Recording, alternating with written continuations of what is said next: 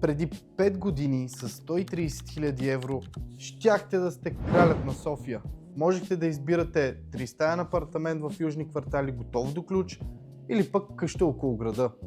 Днес ли? Днес реалността е съвсем друга. С 130 000 евро едва ви казват и добър ден в повечето агенции. Но споко, аз съм Венелин Венков и днес ще ви покажа реалността без филтър.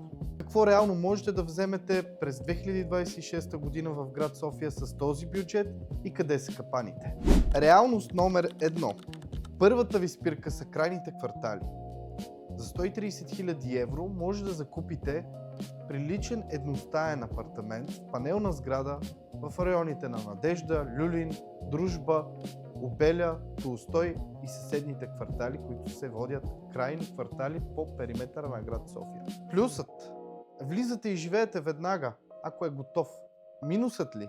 Инвестирате в сграда с изтичащ ресурс. Моят съвет е: гледайте входа, гледайте асансьора. Ако общите части са стари и неподдържани, асансьорът е развален или не е правен ремонт от доста години, бягайте далеч. Това означава, че съседите не се разбират добре, не си правят правилно калкулации за бъдещи ремонти и със сигурност има хора, които не си плащат входните такси. Това означава бъдещи проблеми с съседите.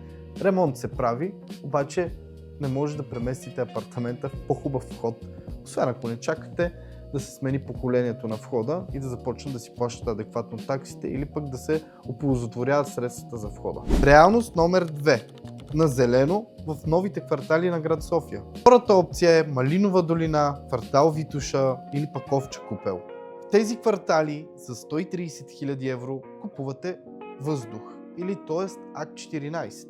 С този бюджет в тези квартали може да закупите еднопространствен апартамент или много малък двустаен. Но внимавайте тук! Много хора се подлъгват по ниската изкушаваща цена за квадратен метр, но не калкулират довършителните работи по апартамента, както и рискът да не се завърши инвестиционния проект. С 130 000 евро вие всъщност нямате пари за ремонт. Реалност 3. Скритият риск. Има обяви за едностайни апартаменти, ново строителство с Акт 16. На пръв поглед всичко изглежда разумно, но много внимавайте, защото масово такъв тип обяви са със скрити недостатъци. Или имотът е на партер със статут на офис, или е със статут на ателие, или пък е подземен етаж с малко светлина и достатъчно предпоставки за появата на мухъл и влага в бъдеще. Не си го причинявай. Като основател на Венков & Co, често казвам на клиентите си: по-добре е да инвестирате в малък имот, обаче на хубава локация, отколкото да закупите 100 квадрата мазе.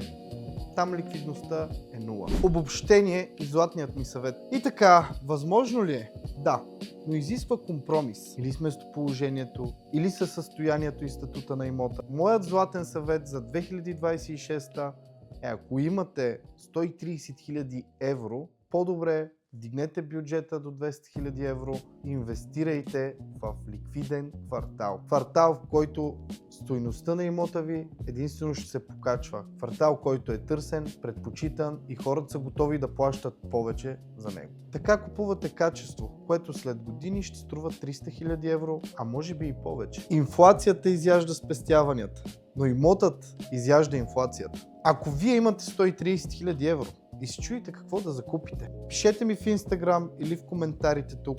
Ще ви изпратя нашият списък с топ 3 квартала за инвестиция тази година. Абонирайте се за Имотен пулс, аз съм Венелин Венков и тук бием пулса на пазара. До следващия път!